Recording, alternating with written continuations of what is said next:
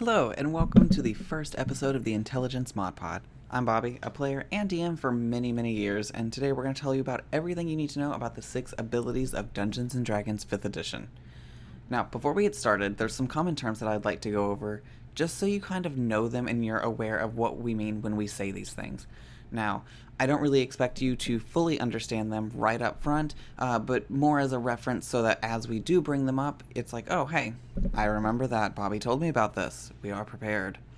So I've got 8 of them today. This number is going to go down as the episodes go on, just because this is the first one. It's going to be a little front-loaded, so just bear with me today as we get into this. So the first 2 that we're going to go over kind of go hand in hand. So the first one is going to be ability checks. Now, this is quite literally just anytime your DM is asking you to roll to see how well your character is going to do at something. Generally out of combat, though. So this could just be how your raw strength is standing up to a situation, how intelligent you are in this moment. These are just raw checks that are going to be used with a D20, and hopefully we roll pretty high on them. And that's going to go hand in hand with our second common term. That's going to be saving throws. So saving throws are going to be very much the same, but instead of trying to make something happen, you're trying to keep something from happening to you. So this could be a spell effects. This could be someone trying to grapple you. All a saving throw means is you are trying to keep yourself from getting an effect on you. So those 2 kind of go hand in hand. You will not go through a session without at least one of these 2 things happening. Ability checks are probably going to happen like every 10 minutes. This is something that happens so much, you're going to see them a lot. The next thing I want to talk about, number 3, is our modifiers. So these can be a little tricky when you're first starting, but they're quite simple once you get it. It's like riding a bike. Once it's there, it's there. And these numbers are just added and subtracted to your abilities based on how high your ability scores are. So a good general place to start with this would be a 10. So the average for most people, I mean, quite literally in the Dungeons & Dragons Handbook, commoners are 10s across the board, so a good average is 10. Anytime we go above 10, we're a bit better than average. And we're going to get a point that we get to add to all of our checks regarding a specific ability once we get to an even number above 10. So for every even number, we get a +1. So for a 10, again, we're at a 0. For a 12, we're getting a +1. A 14, we're getting a +2. A 16, we're getting a +3. And an 18, we're getting a +4. And then if you can get to it, that 20 is a +5. Now, abilities can only go to 20 unless, of course, you have a class or a magic item that lets you exceed that limit. But generally, 20 is a pretty good way to stop. That's when you know you are probably the best of the best. The next thing we're going to talk about is proficiencies. So when you hear us talk about proficiency, that's just a flat bonus that you're going to get depending on your level. Now, if you do decide to dip into like multi-classing, fear not. This goes off your overall level, not your class level. So feel free to multi-class as much as you want and not worry about your proficiency not leveling with you. Next episode, we're going to talk a little bit more about proficiency because we'll be talking about actual skills that go with these abilities, not just the raw abilities themselves. So we will get into that a little bit more, but I wanted you to be aware that when we do talk about proficiency, that is just a flat bonus that we're getting based upon level. The next thing I want to talk about that we are definitely going to talk a lot about today is DC. So what does this mean? You're going to see DC all over the place, and all it means is difficulty class. So with this, there's a couple different ways that we can use DC. So the first one could be with an ability check. Say your DM wants you to pick something up. The DC, the difficulty challenge, is just how high you have to roll to get that to pass. So if you want to pick this heavy thing up, you would roll a strength ability check, and you would have to get a specific DC to see if you can pick that up. This also goes hand in hand with our spells. So anytime that you cast a spell or you have a spell cast against you that has an effect, people are going to pass what they call a spell save DC. So again, that's just a saving throw, and this is the DC to pass that saving throw. So those kind of go hand in hand with ability checks and saving throws. Anytime you hear DC smacked at the end of any word, any sentence, it's just the difficulty class that you have to get past to pass it. Another thing I want to talk about is initiative. Now, this is how fast you react at the start of a fight. So, the higher that you are in the turn order is based upon how well you roll your initiative and the bonuses you can get to that. So, once we get talking about dexterity a little bit, we'll get more into initiative.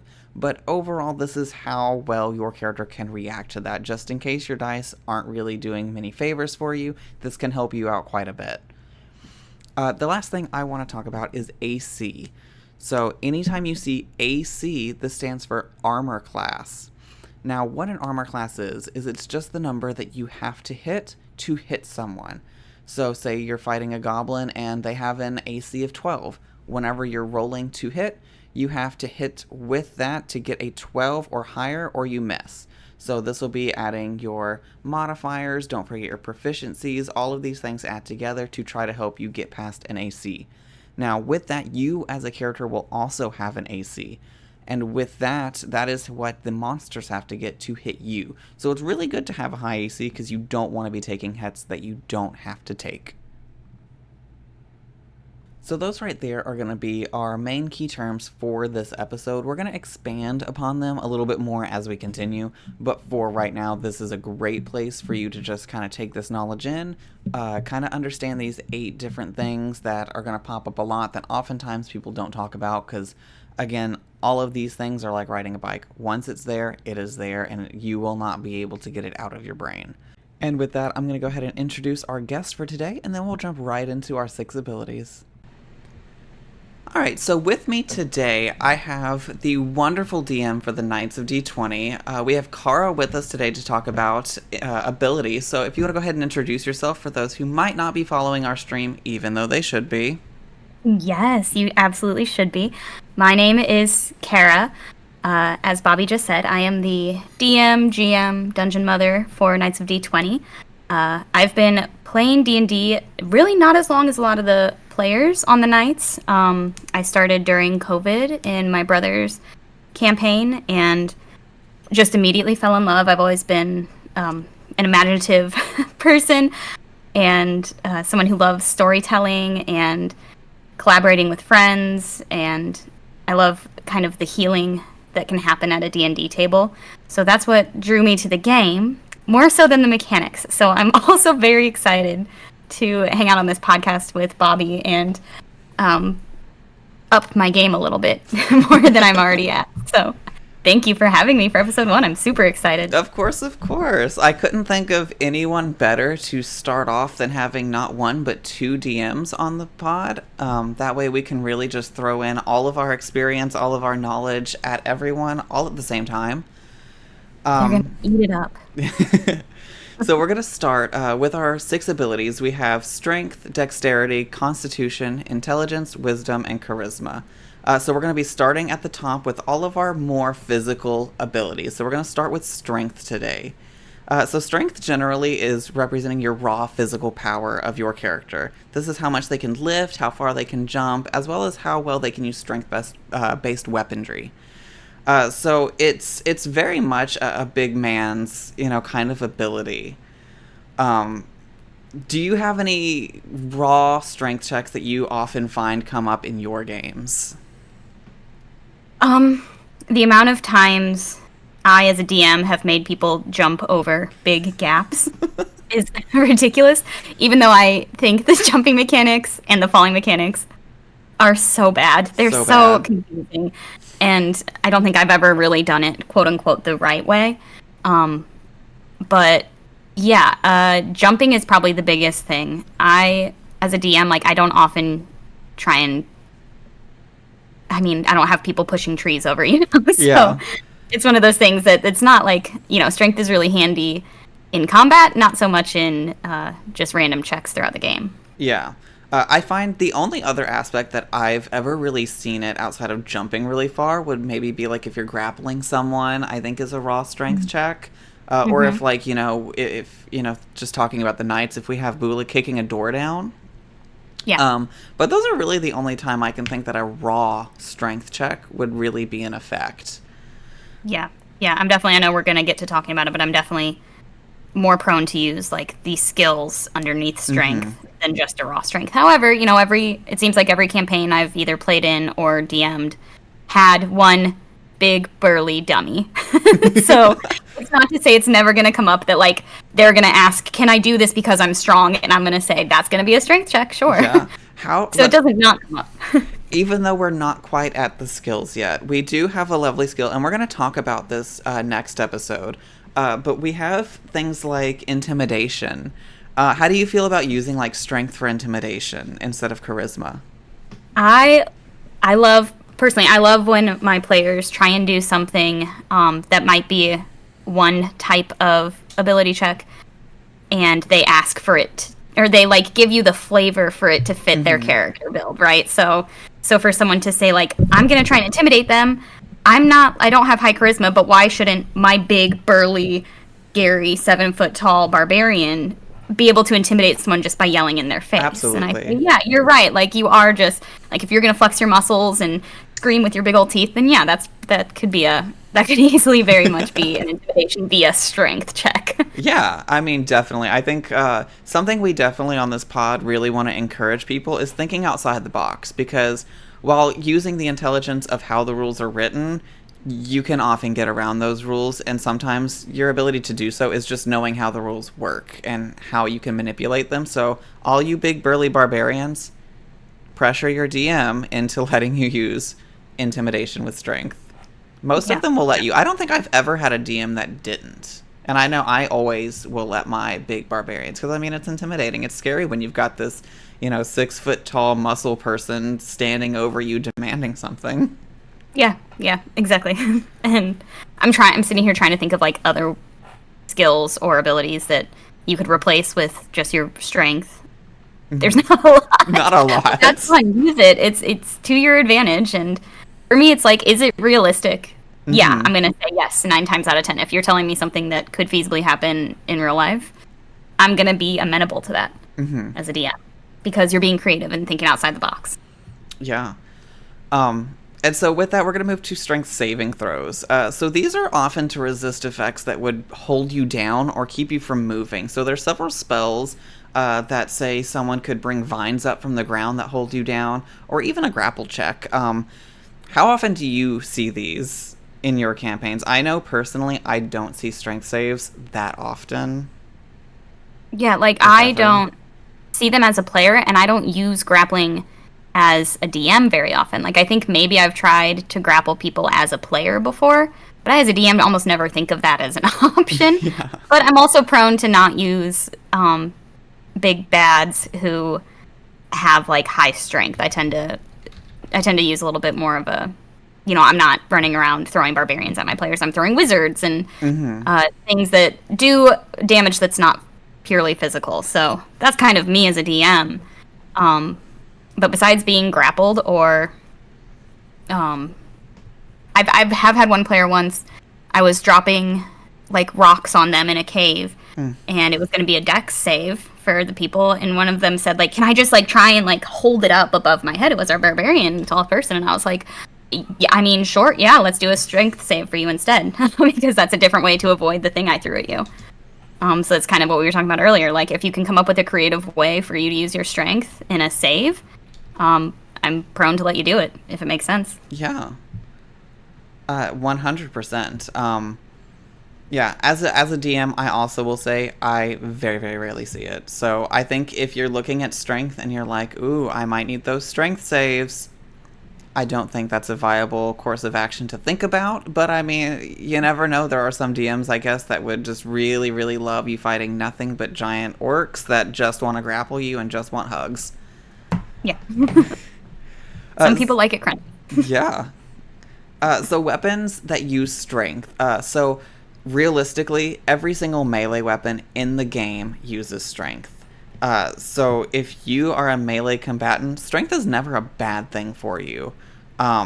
It's definitely something that if you want to hit hard, this is your stat. How do you feel about those? Yeah, I like playing someone who hits hard. So I'm someone who, even if I'm playing like my very first character ever is a paladin, obviously I dumped a lot into strength. But even when I play something that's typically more dexterity based, like a monk, I love playing monks. I like their punches to be hard. So even for them, I'll kind of go outside the box and dump a little bit more into strength than I do into dexterity. I don't tend to be a player who like shies away from combat or isn't a frontline fighter. So I will tell you, I don't use strength-based Yeah. weapons. I don't think I've ever made a character that's used a strength-based weapon. I pretty much stick in the back. I like my ranged. But with strength, you also get to add your modifiers from your strength to the hit and to the damage. So, I mean, that's a 2-for-1. You know, you get strength, you get to hit, and you get to hit hard. It's amazing. And with that also, if you want to be ranged and you want to be strength-based, you can always just throw things at people. Which is absolutely terrifying, the thought of, you know, this big muscle person just absolutely lobbing their greatsword at you. Like, I can't think of something that would scare me more than seeing someone just pulling all these giant weapons and tossing them at me. Like throwing knives, but it's a great sword. That's fun. Yeah, that's totally me. Like my paladins tend to use like a ranged javelin if they're not someone who just gets in there with a mace. So there's lots of creative ways that you can use the strength if you choose to be someone who hits hard. Don't think you have to be the person in the front lines. Like Bob said, do it from range or, do it using your surroundings, using the environment. Yeah, because throw a tree at their ass. 100% throw a tree. You heard it here first. The Knights of D20 want you to throw trees at your enemies. Yeah. That's like the number one thing when we took our vows as knights. Throw trees. Is trees are throwable. One thing I want to talk about is that there are several magic items in the game that can actually make that build super, super viable. You know, talk to your DMs, look through your magic item list. There's, you know, if you want to be this strength-based throwing person, there's literally throwing weapons that come back to you after you've thrown them. Talk to your DM. Be a ranged strength character. We all want to see it. Yeah. Do something a little different. It's so fun. That's the great thing about the game. The rules are there, but they're kind of made to be broken or to be bent.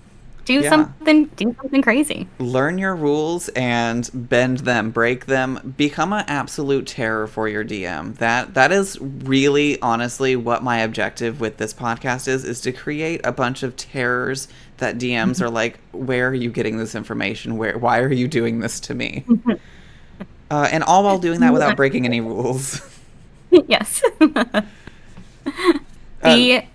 Don't break the game. Break your DM. Yes, break your DM. So the classes that are generally likely to be seen as heavy strength characters, you're really going to be looking at things like your barbarians, your fighters. You're looking at, that might be paladins. These are the three that really are going to be taking it, but you could also see some niche monks or clerics that I have seen that really enjoy it, and I've seen a ranger or two. I don't see that one as often, but those are really the ones that, you know, are really going to be busting into the strength ability. What's your favorite class of our strength abilities? It's outside the box, but it's monk. Like, I love hitting hard with my fists. Like, I'll give up a little bit of my speed in order to punch something really hard with my bare hands. Absolutely. Or headbutt something really hard. I love it. As I'm like, I'm playing a halfling monk. And people are like, that's weird. And I'm like, no, but I'm mean and strong. I'm buff. Like, I'm wearing these when your arms are bigger than your whole body. Yeah, tree trunks for legs. Yes. That's what I like to see. However, that being said, like I said, my first and most dear to my heart character was an ASMR paladin, and she was just big, strong, dumb girl. Perfect. Like, I love that trope. It's never gonna get old to me to be big, strong, dumb, pretty girl. Yeah. And to just break bones. Fun. Absolutely. I think if I absolutely had to play a strength-based character, I would probably fall into the barbarian area. Only because, like, to me, if you're a tank, that's still kind of a supportive role. You know, you're not really the one doing all the damage. You're there to protect people. So, I mean, even then, I don't know if strength would be my highest. It would probably be constitution. But, I mean, that's probably as close as I personally would be getting to strength being my main. But even then, I don't even know if I would play as strength barbarian. You're so predictable. I love that about you. Listen, strength 100% is my dump stat. I don't think I've ever played a character where strength wasn't my dump stat. And for those who are just new to D&D, dump stat is what you're going to put as your lowest stat. And this just happens to be mine. Yep. It's like the thing that you could care less about, the thing you think you'll use the least, or just the thing that isn't interesting to you. That's your dump stat. Yeah, I don't like being the big buff boy. Honestly, I thoroughly enjoy being the small damsel in distress. It's a role I play well. So that's generally where I try to align. Next up, we're going to get into dexterity, the second of our martial abilities. So dexterity governs how quick and how precisely your body can move. So this is how quick you react to things such as combat starting or dodging out of the way of incoming attacks or spells. This also is going to govern our long-ranged weapons. So at the forefront of this, we're looking at rogues, rangers, monks, and a couple niche fighters and paladins. Absolute great array of classes. Love this. I think almost anyone who wants to be up in the front and doesn't want to be strength, this is your ability right here. Yeah.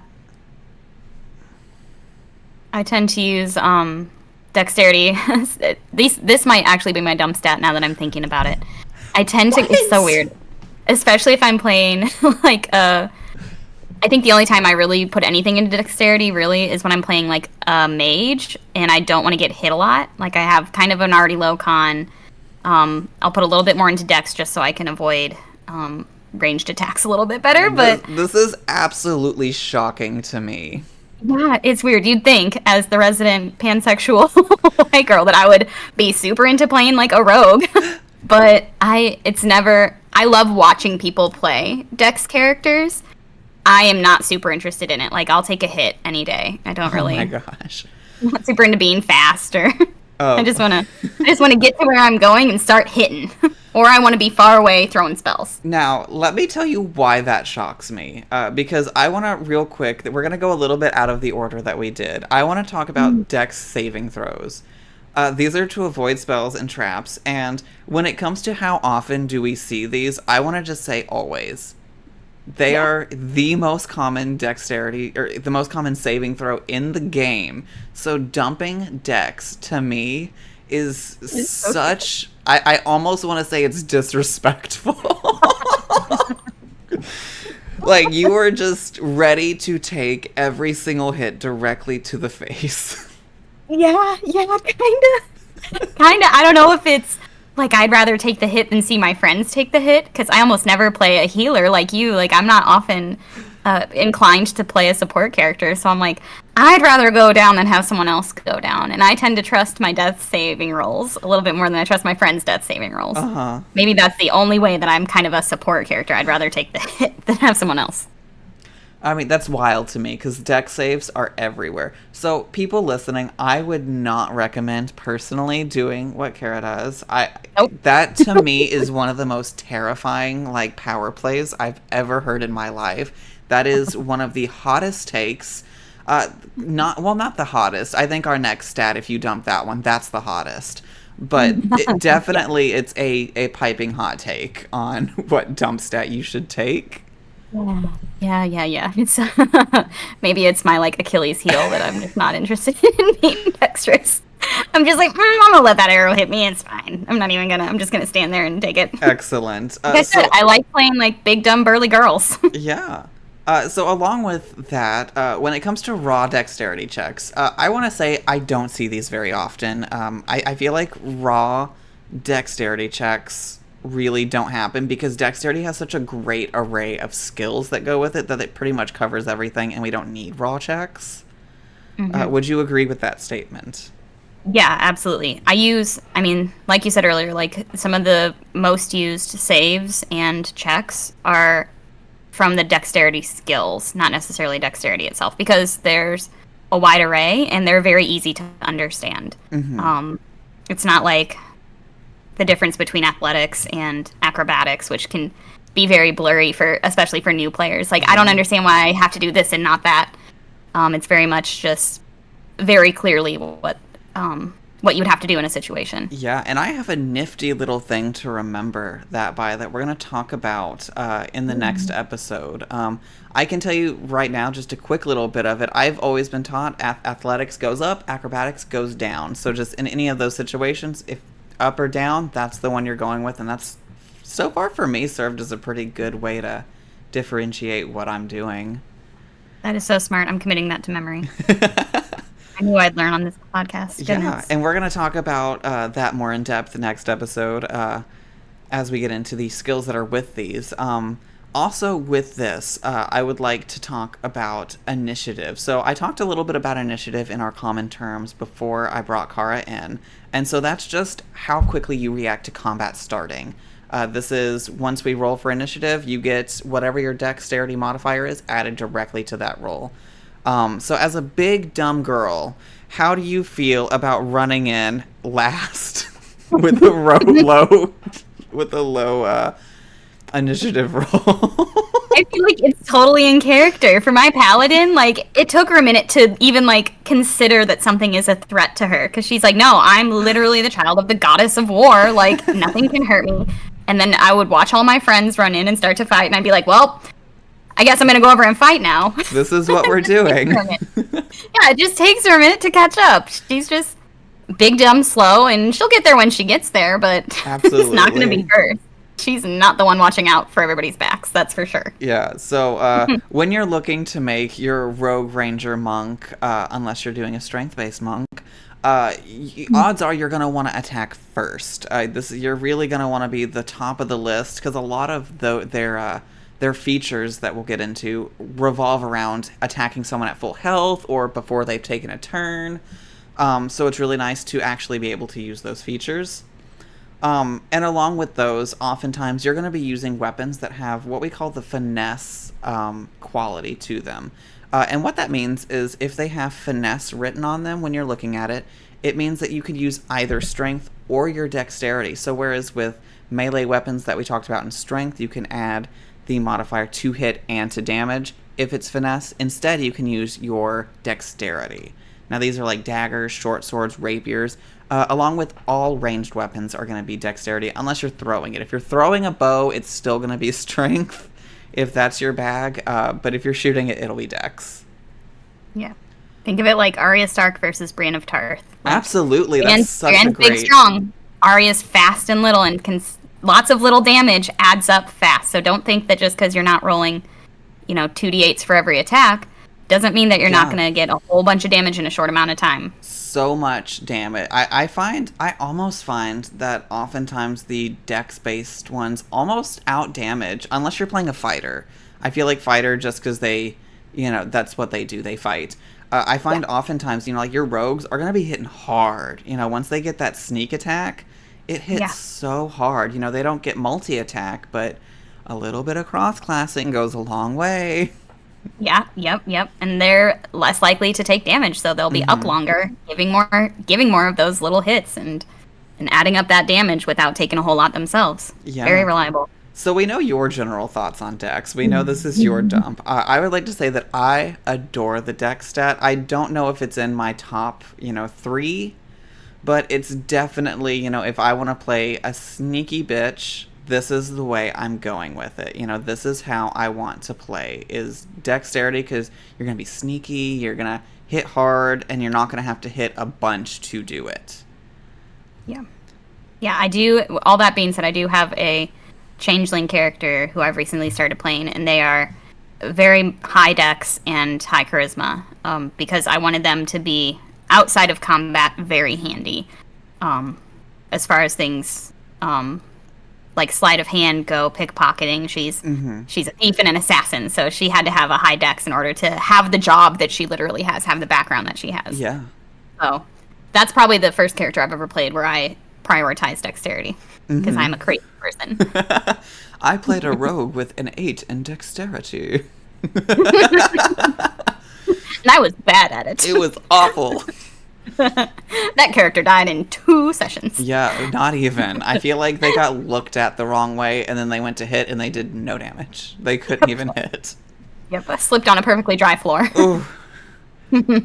Yeah, don't do what I do, people. Do as I say, not as I do. So the next thing I want to talk about is our constitution. This is our last of our physical abilities. I adore constitution. It's so great. It's everyone. I just want to go straight out from the beginning. If it is not at least your third highest skill, rethink your character. Unless you're literally going for like a niche, like I am a noble and I am weak and you know what I mean? If it's like part of your character that you go down easy, go for it. But just know you'll go down easy. You'll go down constantly. So this is literally just your overall health. So it literally determines how much health your character has. So right off the bat, we want this because we want to have health. We don't want to get smacked down in the first hit, wizards. And this is also your ability to resist poisons and diseases, as well as your ability to concentrate on prolonged spells. So spellcasters even if you're a squishy glass cannon, you really want this, because if you get hit and you have to make a concentration check on those concentration spells, you want to be able to keep it up. You don't want to lose that spell after one turn, because nothing feels worse than, blowing your highest level spell slot, and then you get bonked on the head, and there it goes. Yeah. Yeah, like he said, it's like having high health. That's literally your hit points, if you haven't covered that before when you're looking at your character sheet. And as soon as those hit points hit 0, you're down, and your party has to then also take the time to decide if they're going to bring you back up somehow or let you throw those death saves. So this could make or break whether or not you get to keep playing the same character. The more times you have to roll death saves, the higher likelihood that you're going to perma-die. So I agree, this is one of the most, if not the most important stat, no matter what class you're playing. Mm-hmm. I think overall it's the most important. I don't know if it's always going to be your highest, but again, I feel like it always needs to be at least your third highest. Mm-hmm. If it's any lower than that, rethink, please. Yeah. Now, when it comes to raw constitution checks, I feel like I see these a lot more than I see the other ones having raw checks, and the reason for that is that constitution doesn't have any skills linked to it. So any kind of constitution check is going to be a raw. And this is like holding your breath for a really long time. This is drinking alcohol and not getting wasted. Or, as we've seen with Bula, this is just eating a lot of food. I would say in my experience, I do a lot of these just because I find constitution saves to be fun. I feel like con saves generally, or not saves, but con checks are generally a fun check to do. Normally, I don't think that they happen under dire circumstances. Yeah, I'm a big fan of scaring my party with the environment before they ever get to the monster. So I'm the same way. I like making people swim in a long dark tunnel that they can't see, and having not just constitution checks, but definitely a constitution check, because there's so many things in an environment that could cause you to, even if you're strong, burly girl, you can only hold your breath for so long. Like, your metabolism's high, you're using a lot of oxygen here, girl. Figure it out. So it is a good way to show your players that there's risk in the world outside of the monsters that they're hunting. Mm-hmm. And that things can just be dangerous without it being deadly combat. Yeah, so con saving throws, we're looking at poisons, diseases. I find that those don't come up super often.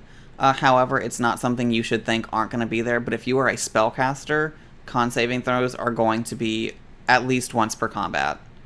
You'll be making one of these. So it is definitely something as a spellcaster that you're going to want. Again, glass cannons are fun and idea, but that's as far as they go. Yeah. And unless you have a character that you plan to kill off within like 3 sessions, then put some stats into con. It may feel like a waste of time because you don't see it in your skill list as often, but it comes up a lot. Mm-hmm. More than you would think if you're playing under a decent DM, in my opinion. Yes, I agree. I honestly would almost say that you can tell the level of your DM by the amount of con saves you make, or con checks even. Because, they're not something that's in the book a lot. This is something your DM is really going to have to add for you. Yeah. Outside of a couple spells, but for the most part, that is something that, I think once a DM starts getting comfortable, and if you are a newer DM, experiment with that. Whenever people drink alcohol, give them a con save, like really let them experiment with this ability, because again, oftentimes it's not a detrimental thing when you do con saves or con checks. Outside of combat, it can just be something hilarious. And I would highly recommend you add that because it's going to add a lot more flavor and it's going to give your characters a reason to roleplay. Yeah.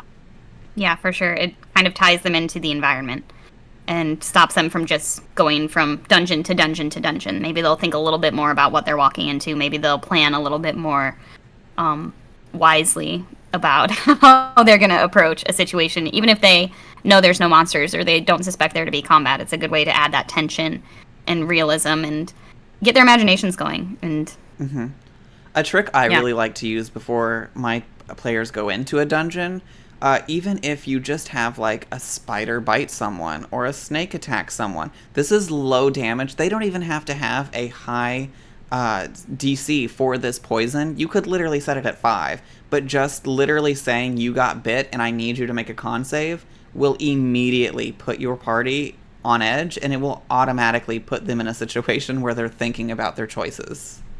Yeah. I had a bard player once who was just like constantly in other people's space, flirting or using those charisma checks, but doing it in a way that's very like touchy-feely. And he had to roll a whole bunch of con saves because he was always like in a situation where he's going to get sick eventually. Maybe he catches a cold, and that's going to affect his level of exhaustion if he fails the con save and can't fight off the cold he's going to catch. There's so many ways that you can play with con save or con checks. Yeah, con checks and saves are the gift that keep on giving. Truly. Very fun stuff. You could ignore it as a DM, but I don't recommend it. Yeah, don't do it. It's so much fun. Yeah. So we're going to move on to our mental abilities. We're going to start with intelligence. So intelligence governs your character's ability to reason. This is their remembering things or finding hidden clues around you. It really shines in both combat and investigation, especially in like intrigue situations. And so I find the classes that really, really love this are going to be artificers, wizards, and rogues. Are generally my big detectives, my big brain kids. When it comes to raw intelligence checks, I don't think there's a whole lot of them, but as a DM, I use this a lot in terms of my players' metagaming. So if you're not aware, metagaming means using information that your character does not know. So maybe another person's character is in another room and they learned information and you haven't been told that yet, but I mean, you're in the same room physically as them, so you've heard it, and then you try to act on that. That's meta. And so we, as DMs, we might even ask, well, roll me an intelligence check to see if you would be able to deduce what is happening. Would they be able to figure this out without being blatantly told? And so that's kind of how I use raw intelligence checks. How do you feel? Yeah, I agree. The only time I really use raw intelligence personally is just stuff about like the general state of the world or big picture stuff like that I can't like put in the box of history or I can't put in the box of arcana. If they're just saying like, what does my character know about the creatures that would be in the woods, that would maybe be a good intelligence, just straight up intelligence check, because it's just letting them roll in character to see if they would have read or heard about the thing broadly that they're asking about. But that also comes with, if they get to just roll a big broad intelligence check, I'm also going to give a big broad answer for what they know. So unless they can be really specific in what they're trying to recall, then they might not get the level of information that they're looking for, as opposed to broad textbook overview. Yeah. I want to talk about intelligence saving throws, because in my opinion, they are terrifying. I don't know a saving throw that scares me more than when a DM says make an intelligence saving throw, because I know the moment that's said that the consequences for failure are dire. Every other one, it's like you take a little bit of damage. Intelligence saving throws, there are some aspects where you just die if you fail it. If you're fighting mind flayers and an intellect devourer comes up to you and you fail that save, it's over in one save. Intelligence saving throws are so scary. Yeah, they're serious. That's all I can say about that. You're so right. Which is why, as a DM, I'm not sure when I think about it if I've ever had to use or chosen to use an intelligence saving throw yet. Mm-hmm. And that's probably adds to the nerves that you get when you think about it, because it's so rare, and like you said, They're it's serious. so dire. Yeah, so serious. If you hear And your... if you're like me and you play a big dum-dum, oh Yes. boy, you hear someone else Yes. have to roll through, and I'm like, ooh, I gotta get out of here. Yeah. Yeah, if you have low intelligence and you hear other people making intelligence saving throws, run. Get out of there. Do not help your friends. Leave them behind. They can roll new characters, and they will be your new friends. Yes. Absolutely. You're dumb enough to Get love him. out. Get out. Run. But on fast. a less dire, you could actually make intelligence saving throws or checks against illusions also. So there are a couple times when it's not as scary, but still the butthole's gonna clench quite a bit no matter what when someone says an int saving throw, because even if it's an illusion, now you have no idea what's happening in this world. Yeah, exactly. I would almost argue that that can be even scarier for the player. Maybe not for your character because they're oblivious, but for the player, it's like not knowing what you don't know. That's scary in real life. Yes. To say, I don't know what I don't know. And it could be anything. Your imagination's going to make it way scarier than a DM ever could. So it's awesome to have someone roll an intelligence save and just say, you think it's fine. Their gut's going to go, because your imagination is going to run away with what it could be, but they don't have any recourse to figure it out. They're too dumb. Yeah, so I want to talk about the fact that intelligence currently is the absolute number one dump stat for all D&D characters, right? That is the most common dump stat. And I don't understand why. I really don't. Yeah. I mean, I know that, like, unless you are that inquisitive character, it really doesn't help you. But literally, intelligence saving throws scare me enough that I never dump it. I mean, I want to point out there's only 11 spells in 5th edition that use intelligence saving throws. So, again, they are not very common. But when they happen, they happen. Yeah, those are big bad spells that you have to contest with, and don't think your DM won't find the one monster that uses them, because they will. Especially if they know you're in a party of dum-dums. If you only have one person who's got a high intelligence and they've called themselves, the investigator, that DM is going to use that against you every time. Absolutely. They'll find a way. And I will tell you, I've used an Intellect Devourer's the one hit kill saving throw once, and I killed with it, and I felt so awful after doing it. But it was just the situation demanded it. And people listening, if your DM tells you that they're a cinnamon roll and they don't like killing characters, that's how I am. I love character development. I will not kill your characters unless I have to.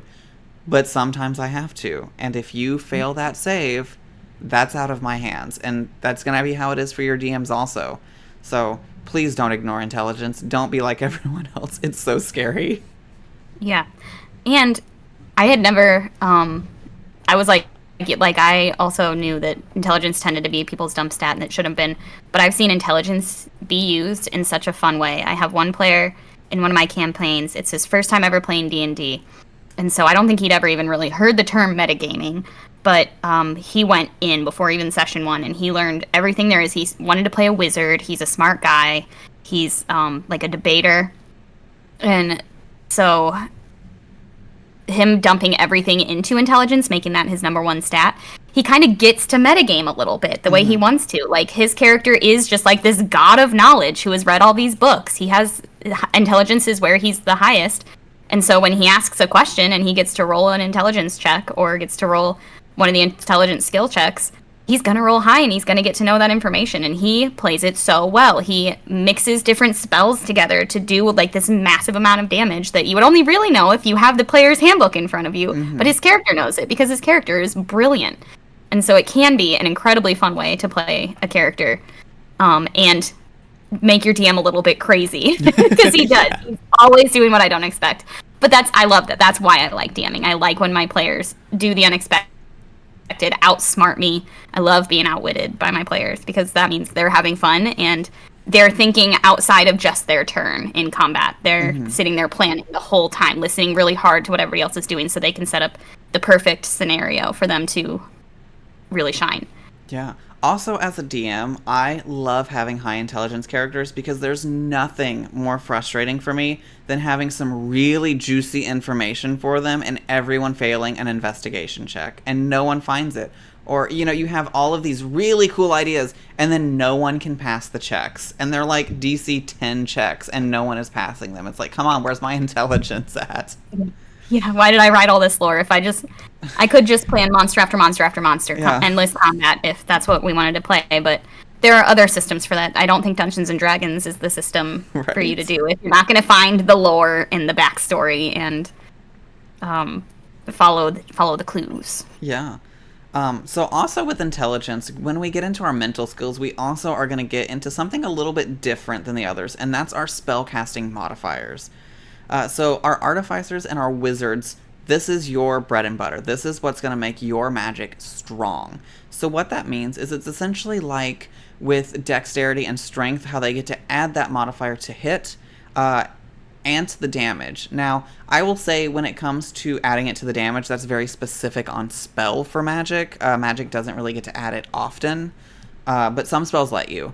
But your main bread and butter here is that it adds 2 hit, and it also increases your spell save DC, which, if you remember from earlier, is how much the monster that you are inflicting this effect on has to roll to resist the effect. So you really want that to be high. Yeah. You can't assume, especially if you're a new player, that just because you have these really, really cool spells means that they'll work every time. And like we said earlier, it's really frustrating to use that 1 4th level spell that you've got and have them resist it because you have a low intelligence and they rolled high enough.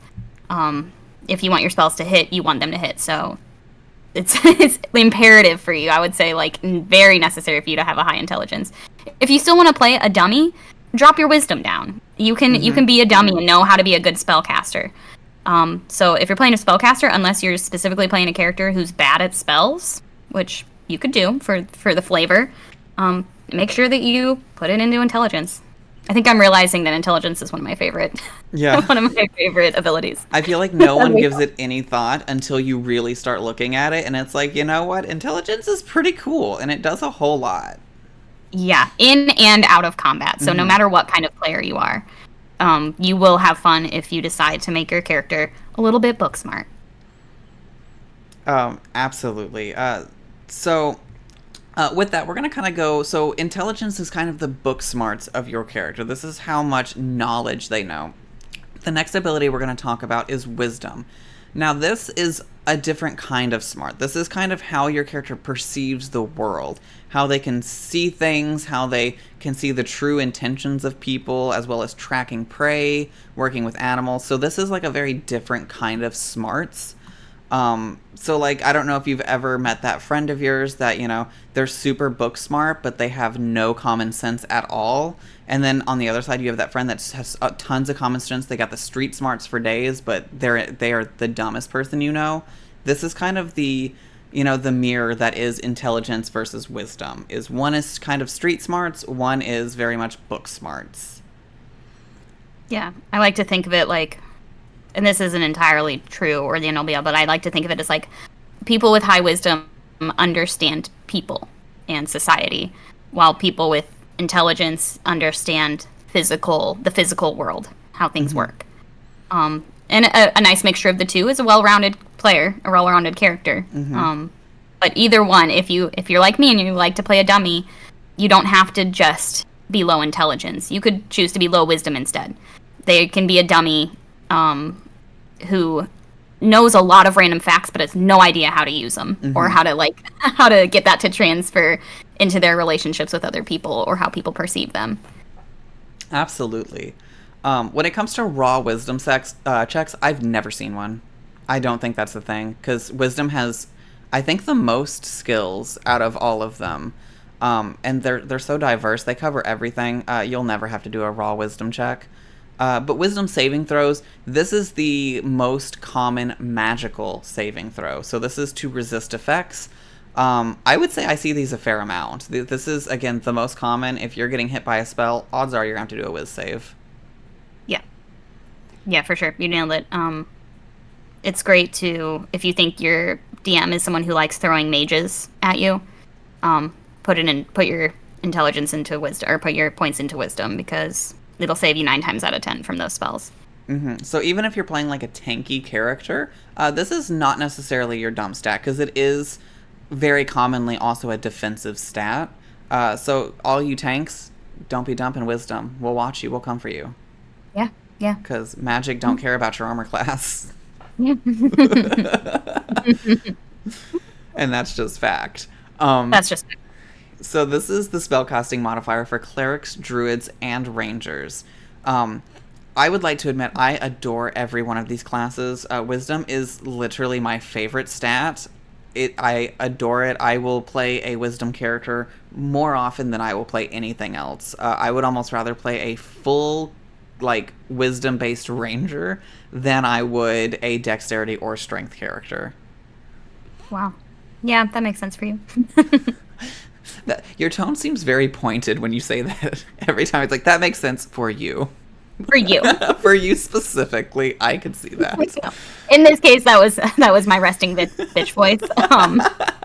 I agree. I love playing high wisdom characters. I don't often play these classes, but I like putting wisdom in to the other classes that I play, because I like playing someone who understands people and society. I love role playing, and this is really a good stat for someone who likes talking to other characters, talking to your DM in character, trying to like suss out how the people around you are feeling, being able to kind of predict how someone's going to act. I love that stuff. So This is something I like to put. It's maybe like my number 4 or 3, maybe depending on who I'm playing, but I typically would choose wisdom over intelligence. I would as well, mainly because as much as intelligence terrifies me, wisdom is so much more common. And again, for me personally, I find intelligence always gets my 10 spot if we're doing standard array, just because that way I don't have any negatives, but other things almost always tend to get just a little bit over it, but I would never, ever presume to put it in my 8 spot. No. That would just be... Yeah, wisdom for me is number 1, because druids are my absolute favorite character class. I feel like they're so versatile, and you can do so much with them. I wish I liked clerics more, because as a heavy support character, you would think that my go-to would be clerics. But for some reason, it's not. I don't know why I want to like them, but I don't as much. So for me, druids, as often as I can. I play druids so much. I love them so much. So for me, wisdom is number 1. And just all of its skills are fun too. Yeah, I agree. I guess I just don't have as much to say about wisdom, because it's like so middle of the road for me. It's a necessity, but I'm not someone who typically leans toward druid or cleric. I certainly don't lean toward ranger, especially now. That's a very hot take. I've had players who did. Yeah. Not liking ranger? How interesting. How strange. But I have a friend who only ever plays rangers. I love That's his go-to. And yet we had to teach him, like, after 10 years of playing D&D, that you should have something in wisdom, my friend, if you're a ranger. Yes. That would be very handy. How do you not know that? Make your ranger spells work. Yeah. Maybe it'll be more fun for you. Absolutely. So moving forward to our last ability, we have charisma. Now, this is your character's ability to navigate social situations, right? This is persuasion, deception. This is all of these things that you are doing to make yourself either known or remembered, right? I think the only time I've ever seen a raw charisma check is, like, how memorable were you? Like, do these people remember you from, like, your backstory intro? Like, you know what I mean? Like, you're a noble, per se, and you walk into this great hall. Do these people know who your noble house is? Make a charisma check, because that is just who you are. This is your presence. Yeah. This is our Seraphina. I mean, this is, if you want to be a real charmer, or if you want to be really good at intimidating people and you want to be like a bully, be high charisma, because it's not just like you're charming, you're charismatic. It's like, can you get people to respond to you in the way that you want? Can you get people to do what you want them to do? Are you a leader? Are you someone who wants to trick people easily? This is where you want to go. And it goes hand in hand very much with wisdom. If you're someone who understands people, and you want to be understood, wisdom and charisma should kind of be your little twin stats. I will say, if you are a charisma character trying to deceive other players, the wisdom character is not the one you want to be lying to. Because they're going to have the highest chance to suss you out and understand that you are a liar. So you definitely want to aim your power at low wisdom people. Because normally, you know, they're going to have the low insight. They're not going to know that you're lying to them. Yeah. Yeah, for sure. I really love charisma, but like I keep saying, like I'm into D&D for the role play. Like I love making people roll in social interactions. So this is one that I love players with high charisma. I think they are so funny. They come up with some wild shit. It's awesome. Yes. My absolute first main character I ever played was a bard, and I did eloquence. So the charisma was just absolutely destructive to everyone, and it was so much fun. But on the flip side, I want to say that I love playing characters who are very social that have low charisma, because I think the interactions you can have are so much fun. If you want to be like a really awkward, like, you know, you're trying to get things across, but it's not quite working, that's low charisma. And honestly, it can be quite fun to do. Yeah. You could be like a bard in training and have very low charisma. You could be a noble who was incredibly sheltered and thinks that they're charming, but is in reality just not. Just, like you said, awkward, or constantly putting their foot in their mouth, or trying to lie and not realizing people will call them on lying. That can be fun. Yeah, so saving throws associated with charisma generally is going to be... I don't think there's a whole lot of charisma saving throws that do damage. I feel like usually it's like a debuff, or it's like possession, or making you divulge secrets, or... You know, I think it's like that kind of thing. I don't really associate charisma with damage. Yeah. Yeah, I'm trying to think of any that I've ever used or seen used. I don't think I've ever really seen a charisma save. Yeah, I know things like, you know, Circle of Truth do. I want to say, I would have to look it up really quick, but I want to say that, like, Command or Suggest are, but I'm not 100% positive on that one. I think Command is Wisdom. Is it Wisdom? We're going to take a quick gander because we don't want to give falsified information. That would be so embarrassing. Okay, yeah. So Command is Wisdom. I was totally incorrect. But I know that Circle of Truth is a charisma. So getting people to divulge secrets and making sure they can't lie, that's where your charisma is going to be. But yeah, so it's if you're looking for someone to do high damage, charisma saving throws aren't going to be it for you. But as a charisma class, there are plenty of options to do damage. So our classes for this are going to be bards, sorcerers, paladins, and warlocks. So all of these are their spellcasting modifier is going to be based on your charisma. So all four of these, high charisma people. Yeah. Go ahead. No, I was just going to say they'll tend to like take on the leadership role if they're one of those classes and they have high charisma. They're going to be the face of your party, so to speak, the politician of the group. I would like to say, though, a hill that I will die on is that I thoroughly believe that sorcerers' spellcasting modifier should be Constitution. Really? I do. Tell me because more. I feel like it's their blood that gives them power. It's not their personality. It's their blood. And I feel like that is directly linked to Constitution. I would love to see a way to make Constitution your sorcerer spellcasting modifier. That is my one kind of tweak I would make personally. That's so interesting, and I agree. I never really understood why sorcerer was a charisma caster, especially when there are already really good charisma casters. It's not like that was just an empty stat. But I'd never thought past that, so that's a new thought to me completely, and I enjoy that. And I mean, I agree. To keep them from being just nothing but tanks, you know, leave them with their same, you know, hit die, so they're still not getting the same health as barbarians and whatnot. But I mean, that's who they are. So to me, that's where I think they should be. But we'll talk more about that on our sorcerer episode, so we don't go into a tangent. But I also think warlocks shouldn't be charisma. honestly. I think they should be intelligence too, because they have to have the knowledge to hunt down a patron. I don't know. I think they could be both. Yeah, I'd argue that one is more gray area because I can see if they can convince their patron to be their patron in the first place, then that's a charisma skill, if you will. But yeah, like you said, if they're just like really knowledgeable about religion and know a lot about their patron, that can also be a way of making that connection, reaching those magic. The more we talk about this, what I really want from D&D is to have multiple options for spellcasting modifiers for all the classes.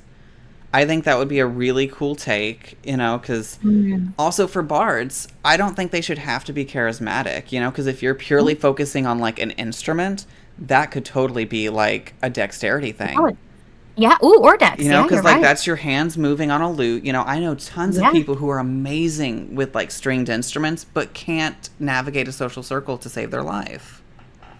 Yeah. People with autism exist. Right? Like wizards, come on, help us out. Give us multiple spellcasting options for our classes. That's what I want. That's really lovely. I like that idea. And again, I'm always into things that like make you be able to play a character that no one's seen before. Not everybody is just a flirty bard. Yeah. Maybe you're just a bard who understands the math of music. Yeah. I think not all bards are musicians my anymore. favorite bard I've ever played was actually, I worked this out. So as you navigate D&D, you're going to come across DMs that will let you break the rules a little bit, just because it's fun, right? We call that the rule of cool. So I played a bard once that had very high charisma, but he had severe social anxiety. So the way we played this is that I doubled my modifier for charisma, right? But for every word that I spoke, I took 1 psychic damage.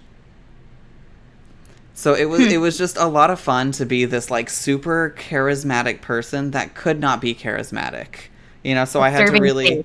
Yeah, I had to rely on other aspects of charisma versus just talking. Cool. And that's incredible. That's so much flavor. That gives you a character that, no one's played before, or that I as a DM have never seen. And I love that. As soon as someone, I keep saying it, like as soon as you're thinking outside the box, I'm inclined to say go for it, as long as it doesn't break the world, and break the game. I'm for it, because this is a game. This is just a game, and it's supposed to be fun, and it's supposed to unlock a part of your brain that we as adults don't get to use very often. We don't often get to just be imaginative and play and be someone that we're not.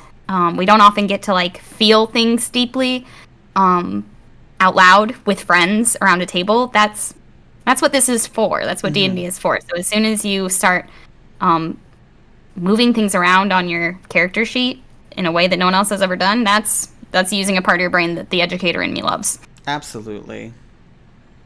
I would totally agree with that. I, as a DM, all of my players know that the rule of cool reigns supreme as within reason. Obviously we're not just gonna like let you do absolutely anything you want, but if you come up with an idea, talk to your DMs, because odds are we want to see something crazy. We love seeing crazy things. Yeah, and like we are in a D&D show now. We don't want an audience who's just watching strong, dumb barbarian. We don't want an audience who's just watching glass cannon wizard. We don't want to do the same thing over and over again. It's not just for us. It's for people who want a little escape from the world and want to hear a story that hasn't been told before. We're not all just trying to be a part of the sequel generation. We want to tell our own story and something new, and that's a good way to do it. Rule of cool, man. If you don't use it already, look at it. It's a good way for you. It's challenging as a DM because you have to rely on your own knowledge of the game as opposed to what the book is telling you. But it's an incredible way to get your players invested. As soon as you start saying yes to them, yes and, or no but, is a very powerful thing. I 100% agree. I think Rule of Cool is so much fun. DMs, do it if you don't already do it. Players, ask for it. Oftentimes, you would be surprised how much you get just by asking. Yeah, like I said, the wizard character that I know who plays high intelligence really likes to metagame. He's cool about it. So I almost always say yes, because he also comes to me saying, "Hey, it's okay if I can't, but I don't want to not ask." And I say, "Fantastic. Ask away. Thank you for acknowledging that I'm allowed to say no to things if I think they're going to break the game. I will if I have to, but I don't want to have to. So hit me with what you've got, and if we need to adjust it a little bit, we will to make it happen." And thank you for asking me. That's all. I can't read your mind, and I'm not as creative as the 6 people at my table. And with that, that brings a solid point. If you're trying to do something rule of cool and your DM says no, please don't fight them. Because odds are they are in the process of juggling all of the players, all of the enemies that are around them. Even if you don't know that they're there, they're trying to juggle these encounters. They're juggling the story. And there might just be some things that aren't going to work within the story. So just accept that you can't just do everything. And that's okay. Yeah, truly.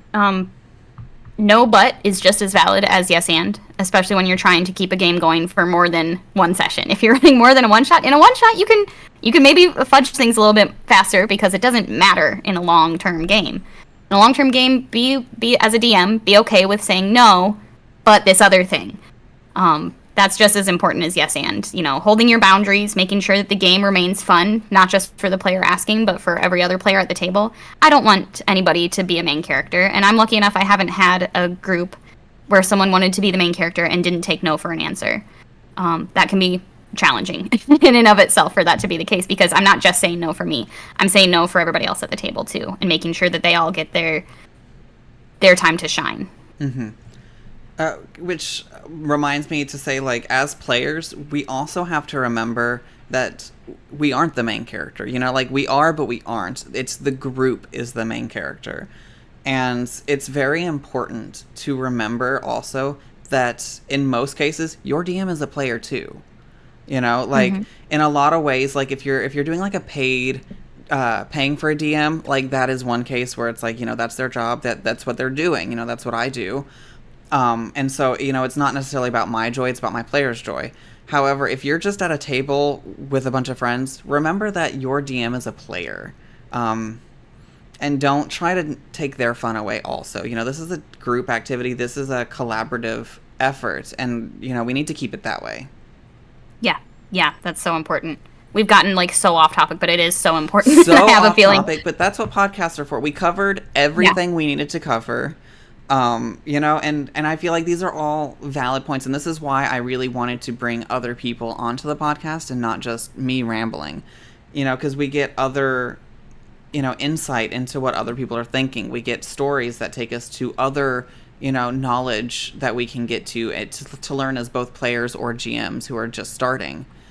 Yeah, we're not just doing this so that people can pick up and play the game. We're doing this to let people who have never played the game before know that it is for everybody. It's inclusive, and it is not. Unfortunately, it's not always that way. There are bad players. There are things that make someone a bad player. There are things that make someone a bad DM. Mm-hmm. Things like being selfish, trying to be the main character, not taking no for an answer, not understanding the rules, unfortunately, or not learning the rules. You don't have to understand the rules to be a good player, but learning them as you go is a sign of a good player.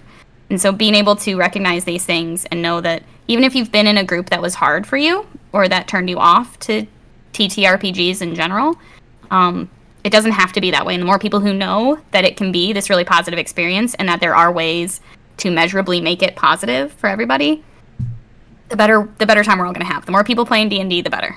Absolutely. And I think there's a very harsh saying that I say at my session zeros for every one of my games. And that's that if you make a character that can't work with the group, you've made a bad character.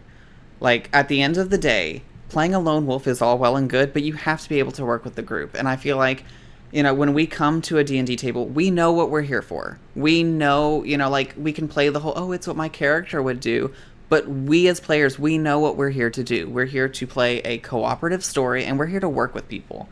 So when you're in the process of making your characters, make sure they can work with people, because otherwise you're not going to have as much fun, because you're not going to be in on all the jokes that the rest of the players are doing. 2, they're not going to enjoy your character as much, so it's going to make them less likely to try to get you into the group. So just right off the bat, you're already alienating yourself in a way that's not fun.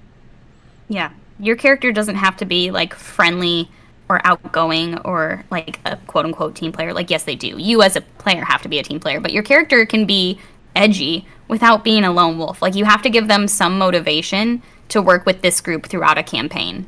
Otherwise, why are you joining a campaign with X amount of other players if you're going to actively try and go against them? Play a video game if you want to do that. Or find a group where that's the thing. There are plenty of TTRPGs that are player versus player or player versus DM. And I'm of the belief that D&D is not necessarily one of them. It's a collaborative storytelling game, and you have to collaborate in order for the story to happen. Otherwise, your DM cannot work with you. They cannot pull you. They can't force you to play the game. They can't force you to drink the water they've led you to. You have to have a character who's motivated to drink the water. Also, I want to talk about, you had mentioned you need to learn the rules. You know, you don't necessarily have to memorize everything. But I think from my experience as a DM, I once had a campaign that I ran where I had several people who had no idea what they were doing. But one of them, I could see a willingness. You know, she messed up every session multiple times, but it was not out of not trying. And I think that is such an important thing that your DMs will notice, is that if you're trying and you're just messing up, that's okay. We don't care. We will help you. But if you show up to the session and we're 6 months in and you don't know what your character's name is, that's one of those situations where you are a bad player. You know, you are intentionally making it more difficult for your DM to run the session because you don't even know what your own character is. Yeah. Yeah, the Knights of D20 is the first time I've ever had a group I DM'd for where everybody had played before. And I would say for you guys, it's a rare case. Everybody's kind of an expert in some way or other. In almost all of my games, even my very first time I DM'd, half my party were brand new to D&D, had never played a one-shot, had never played even Baldur's Gate, had no idea what they were doing. And I can teach you on the fly. I'm a DM who likes to teach, so I can teach you as we play. But if you're refusing to learn, or if I constantly have to show you, 8 sessions in where to find your 6 main abilities on the character sheet, I'm going to start to get a little peeved because I do have a lot of stuff floating around in my head. And all the other players are kind of counting on you to keep up your end of the deal and to carry your weight a little bit. So it's just, D&D is for everyone. It is fun, but there are simpler games. If you're not interested in learning just your character sheet, there are other games for you. You don't have to play D&D. If you want to play D&D, it's hard to learn. It's a lot of rules. You don't have to know all the rules. Just know your character sheet. That's really all I ask as the DM. I can look things up if you don't know where to find them, or I can read a spell myself, but I can't do that every single round of combat to hold your hand the whole time we play. I definitely think, you don't have to know everything, but know your character. I tell my new players, give me an idea of what you want to play, and then I will help you find a class. Don't look at the other classes. Don't try to learn them. Learn yours. Start where you are, because you're going to learn other classes by watching other people play them. That's going to be way more, it's going to be a way better teaching experience than sitting there reading a book. So I think 100% just jump into it, get the knowledge you can, and run with it, because all DMs, or I don't want to say all, most DMs will understand that a new player needs a little bit of help. No one is going to shame you. No one is going to make you feel awful for being new. In most cases, they're going to be so excited that there's a new player. I don't think I've ever had a game that was actively going that I brought someone who had never played before in, and the group wasn't just so excited, because it's this huge world that we're opening you up to. It's this absolutely massive scale hobby that kind of becomes an obsession, and we want more people in that. So don't be intimidated, I think, would be my number one advice. Don't be intimidated by the rules. Start small. Start with what you want to do. Follow us here on the IntModPod. We're going to try to get through as much as we possibly can to really make sure that it's easy for you to jump into a game if you haven't already, or if you're struggling while you're in a game. We're hoping that we can help you with what's going on, what these words are, what the acronyms that we throw out are. That way you can really feel comfortable, because once you get it, it's one of those riding a bike. Once you get it, you get it. And I feel like often when you look at newer players coming in, there's a lot that the experienced players don't even think about to teach anymore.